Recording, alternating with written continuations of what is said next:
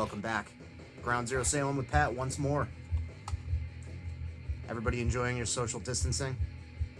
Well, you can socialize with me via the interwebs safely and without the exchange of pathogens of any kind. We're listening to The Exploited right now. Death Before Dishonor. This is a cassette reissue on Music for Nations. Came out some years ago. It's got the War Now EP and the Jesus is Dead EP. The other day I saw Waddy said something on some clickbait article about, "We're not fucking Green Day. I'm not afraid of coronavirus. I've had 5 heart attacks." It's a really bad Waddy impression. But yeah, 5 heart attacks. I wouldn't be afraid of shit either. Jesus Christ.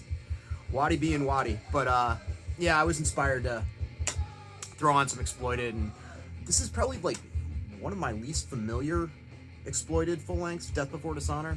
It's in that weird little pocket between the sort of more kind of breaching on death rock influenced horror epics, which is one of my favorites, and they're straight up like thrash metal stuff, starting with The Massacre, followed by Beat the Bastards. This is kind of, it's still very like chuggy and sort of like reaching towards metal, but it's still pretty stripped down.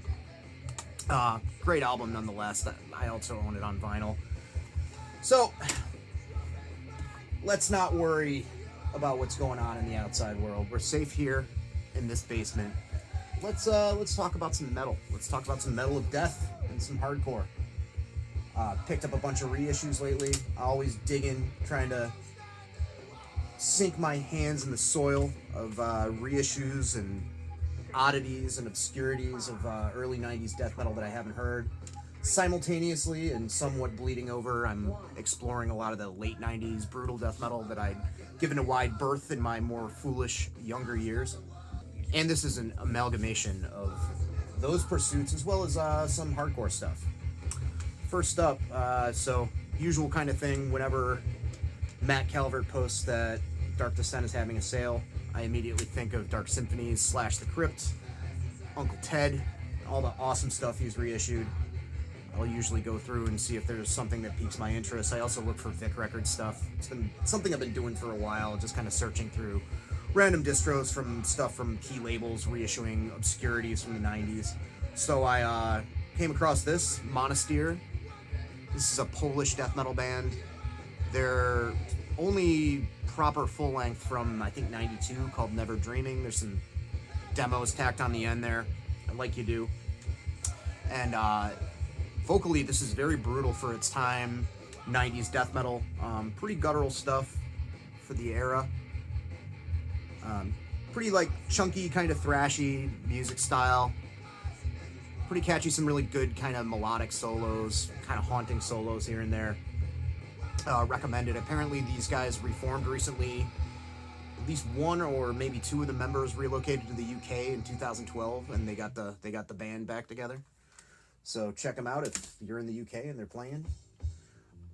Inverted. Well familiar with these guys. They have a really, really great album called The Shadowland. This is a collection of all their demos and some EPs, Reinvocation of the Beast, going back to the Tales of Esteban demo from 1991. Pretty raw. The Heaven Defied and Esteban demo are pretty raw, like almost practice level recordings. Heaven Defied's a little bit better. Pretty guttural and brutal for a Swedish band. There's interview stuff within the booklet where they talk about how they were trying to avoid the sunlight sound and do something different. And like their country mates and Seance, I'd say they have like way more of an American influence. There's still that great like kind of Swedish sense of melody, but it's executed in a totally different way. Way deeper, more guttural vocals than your average Swedish band. I recommend this band heavily. The first full length is an ass kicker. Good stuff. Plenty of slower, heavier passages, but lots of ripping fast stuff too. Some good acoustic, moody moments on it. Check them out. Leaning over into hardcore for a minute.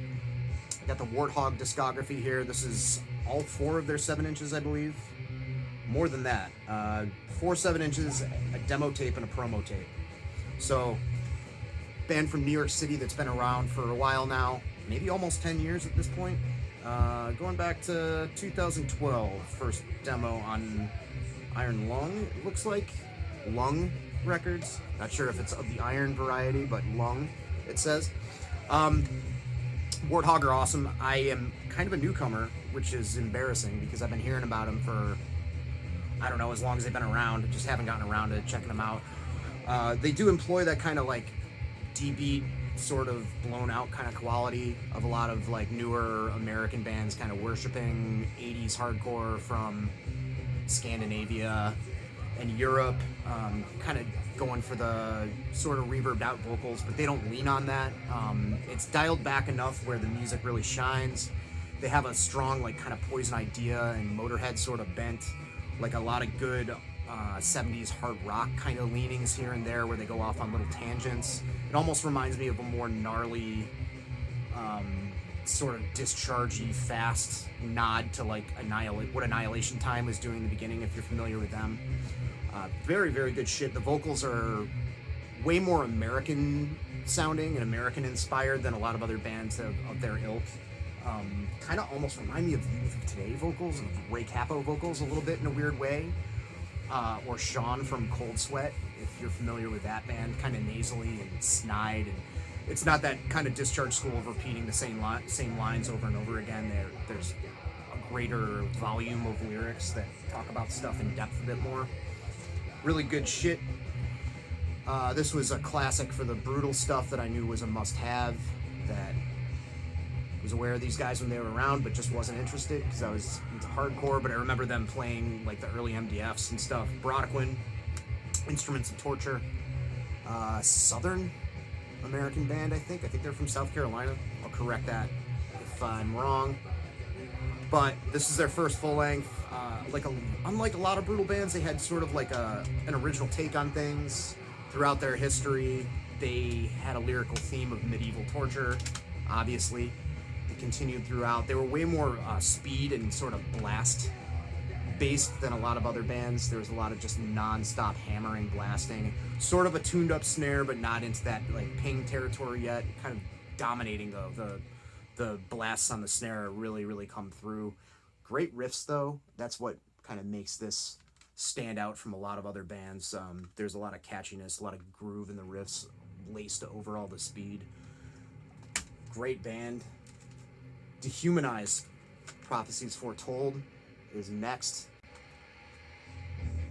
It's weird, you know, they, once again, mentioning the Heavy Hole podcast, they were talking about how, you know, the Long Island bands had a certain identity and certain signature sounds, and Dehumanized kind of, although they were very similar with throwing in all these kind of groovy busts, like these sort of breakdowns between all the blasting and death metal insanity, they did it in a different way. And I can definitely hear that maybe I'm just hearing it because I choose to, because I listened to that segment on the podcast, but there's something about their execution that is just a little different, and it seems very Brooklyn. I mean, I listen to a lot of hardcore from Brooklyn, listen to a lot of, Biohazard and Life of Agony, all the early Roadrunner kind of crossover hardcore stuff, as well as a lot of maybe lesser known stuff like Confusion, and there's something very inherently Brooklyn about their slower, moshier parts. I don't know how else to put it other than that, but this was released on Pathos quite a while back, I think, but it's their first release, which is an EP, and then 4 songs from a demo. But certainly worth your time if you like any of that kind of suffocation influence kind of stuff, although, as I previously stated, they sort of kind of do it slightly differently. Next up, Suppression, 92 to 96. Kind of a grind, sort of power violence band from Virginia. As they went on in their career, they involved a lot more like kind of harsh noise and feedback. This is everything they did their first run as a band. I think they reformed years after this, I know, because I saw them in Richmond, and they're still around to this day. But the 7-inch is incredible. The Cage 7, everything on here is really good. I really like the 7 inches on here. The demo 7-inch and the Cage 7-inch. They did a split with Grief. They did a split with Despise You. Split with Cripple Bastards. They are on Cry Now, Cry Later 3. Kamikaze Attacked America comp CD. It's just pretty much like a checklist of all like kind of important bands to do splits with and comps to appear on during that time, for lack of a better term, power violence kind of bands.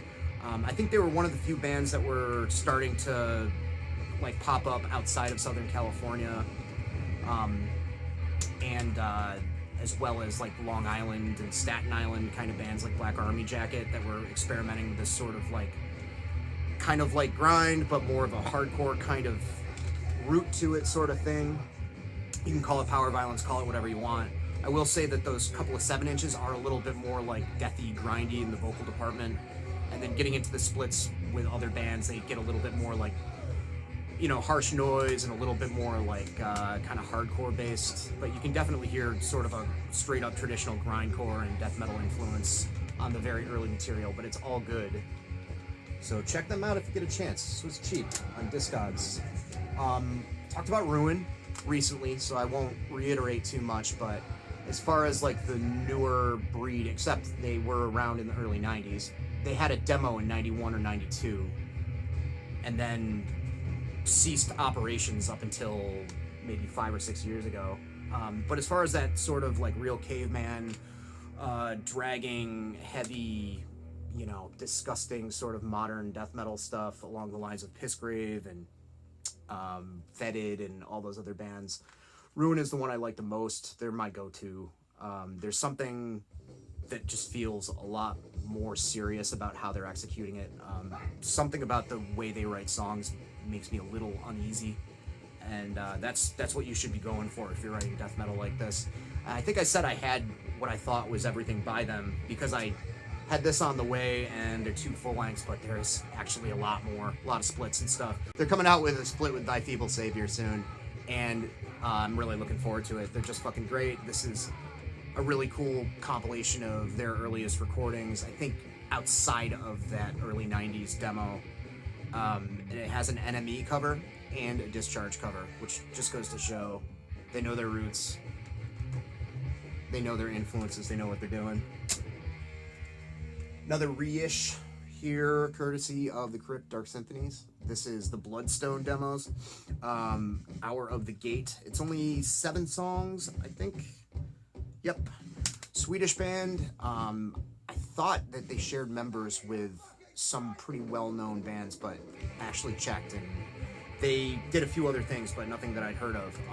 If you're looking for really great, grimy, Swedish death thrash, black kind of stuff in the realm of Dissection and Niflheim and all that kind of shit, this is definitely up your alley. It's super catchy, very raw, very grimy. Leads a little bit more onto the death metal side of things, like a satanic kind of death metal side of things, but it has that evil melodic sort of approach that a lot of Swedish bands have. It's very, very fucking good. Necrophobic is another one that I would say probably compares pretty well to that. Then we got Fulci, Tropical Sun. This is the Blood edition, comes in a red case. Yeah, I'd been hearing about this for a while. A couple of people talked about it. Eric talked about it. Guttural Monk also talked about it.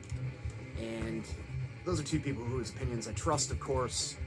So I picked it up, and it does have like that sort of almost kind of slammy, brutal death metal touch to it, which just adds to the catchiness, but there's also a lot of like Italian horror movie soundtrack, like interludes kind of shit going on, and working their way into the melodies with some trem picking. You know, a lot of that like sort of rotting, fucking gross kind of vibe to it. Again, like unlike a lot of bands, they do it really, really well. It's something really singular that they're doing, really original. Unfortunately, half of my CDs that arrive at my house have semi-broken cases, so I'm dealing with that right now. But yeah, pick up Fulci. There's nothing quite like it. Great release from late last year from Italy. All right, just got this one. Another band, I think I'd heard the name. It's hard to forget a name like Sickening Gore. But this was a Swiss band. Structa Reality came out in 93. Great European death metal. Kind of fits in along with maybe the first Sinister record, the first Gorefest record, early Benediction. A little bit more brutal than that. Again, for the time, like pretty deep, pretty guttural vocals. Enunciated though, you know, not too far from the Barney Greenway school, but also pretty deep and growly. When I pick out like kind of influences from it that are a little bit outside of death metal or kind of pulling it apart of the pack, there's some definite like Rain and Blood Slayer riffing on it that is really fucking tasty. So that sounds good to you. They're there for you. That reissue just came out not that long ago, I don't think, on Massacre Record. Death Metal 90s series. 2017, okay, so it's been out for a little while. Cinerator. So this band is Danish. Another reissue on Dark Descent and the Crypt this time. Dark Descent, Dark Symphonies, and the Crypt. Danish band, I think it's really telling about their music if you look at the pictures. They all look happy, which is kind of a refreshing change. Dude's grinning, mugging. He's got a Biohazard shirt on. These dude, flannel, stripy shirts, 90s, Sinister hat. Early Fear Factory shirt. Fear Factory was still good. Sepultura shirt. And, oh, here we go. European band, dude's wearing an LA Kings hockey jersey. Testament shirt. The music is death metal, and this could be one of those death metal bands that really appeals to kids into like moshy hardcore shit.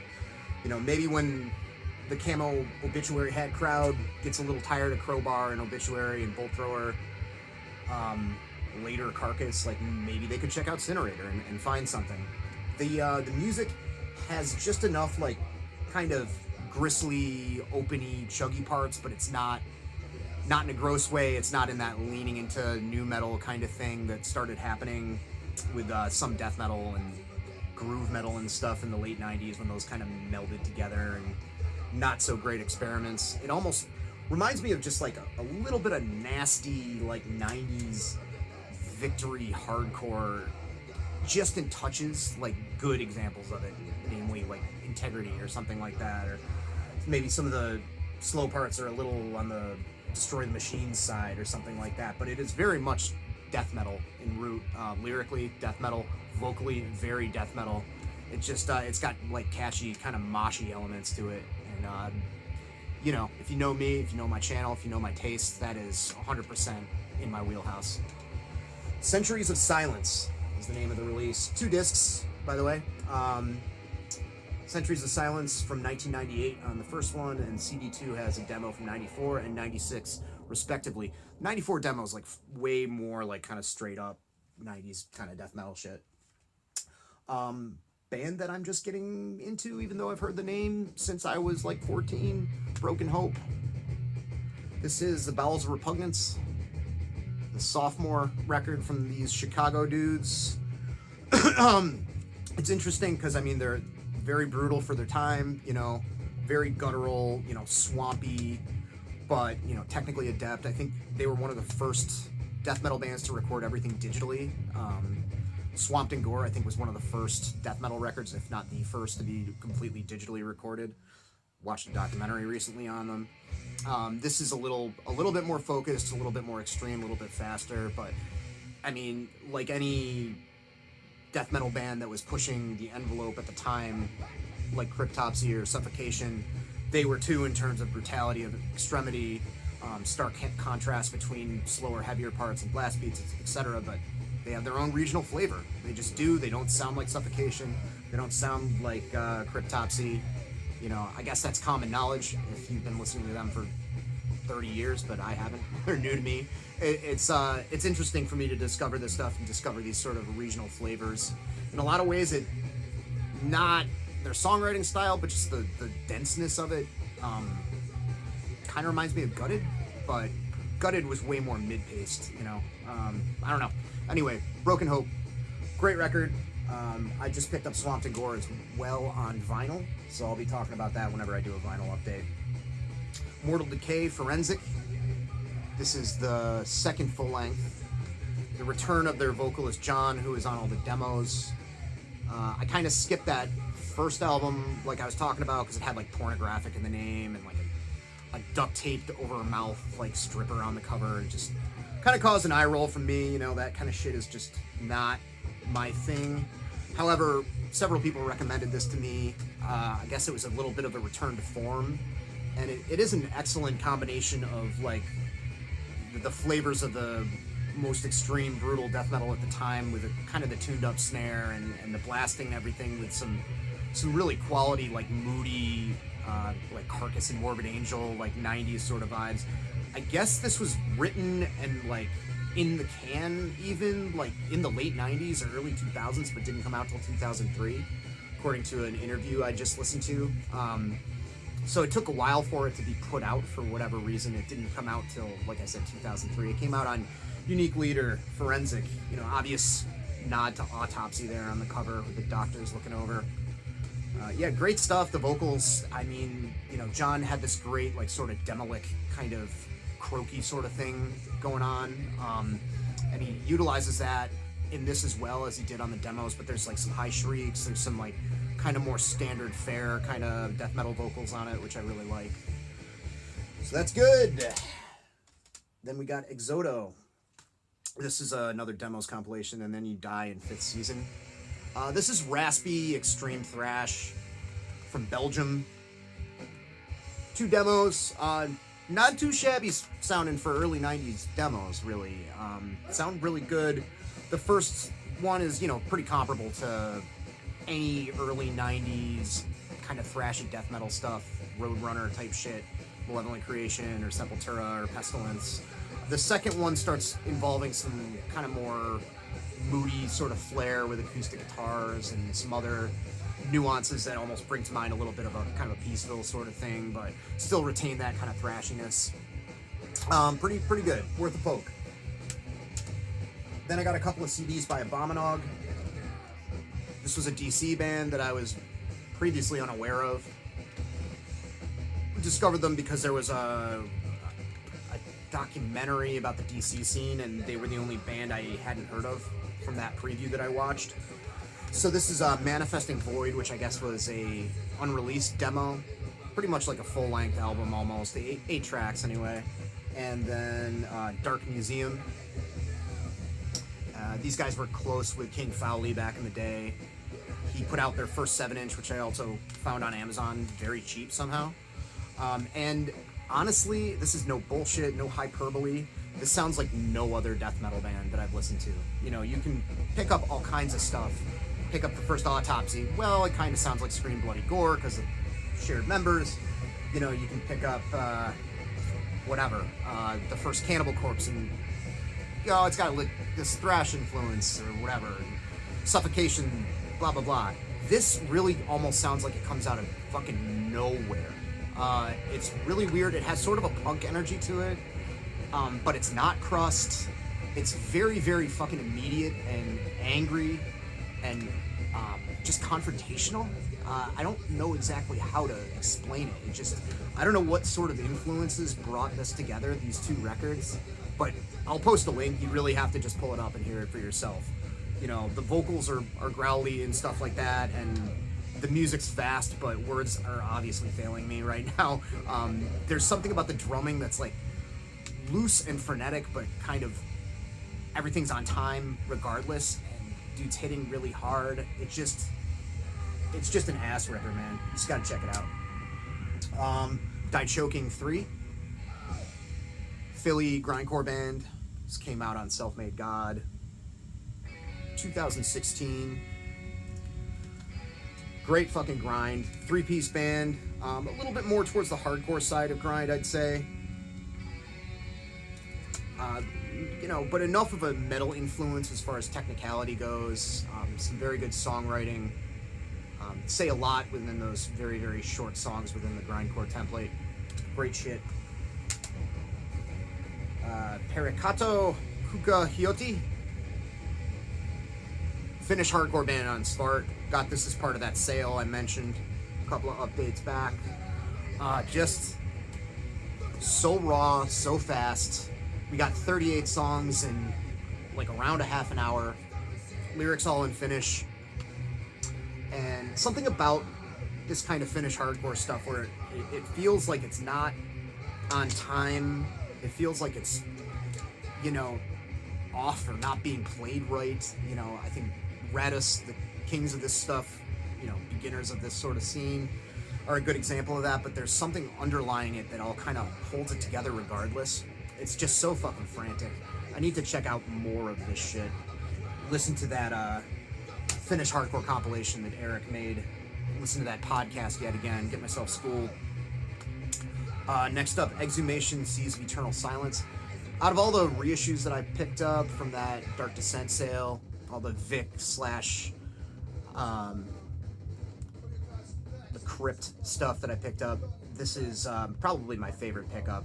Again, you've got really melodic, catchy, sort of sacramentum, dissection, whatever, kind of Swedish style death metal with tasteful keyboards, thrashing, really intense. They're from Greece, though, and there's a certain gruffness to it that almost brings to mind Max Cavalera in the vocal department, so they have something a little bit different going on, and it's just super catchy and effective and well-written. This I can't recommend enough. It's great. Speaking of stuff in that vein, got the reissue of Necrophobic Dark Side. This I've been kind of meaning to get for a while. Recommended if you like Dissection, Dismember, Dark Funeral, and Entombed. But yeah, I mean, on this they get a little bit like less death metal and a little bit more black metal and melodic. You know, I've only had the debut for the longest time, and this is a nice, well put together reissue on Hammerheart. You know, if you like death and black metal, you should know Necrophobic. And then finally, really have to pee, so we gotta go. This is Malignancy from New York.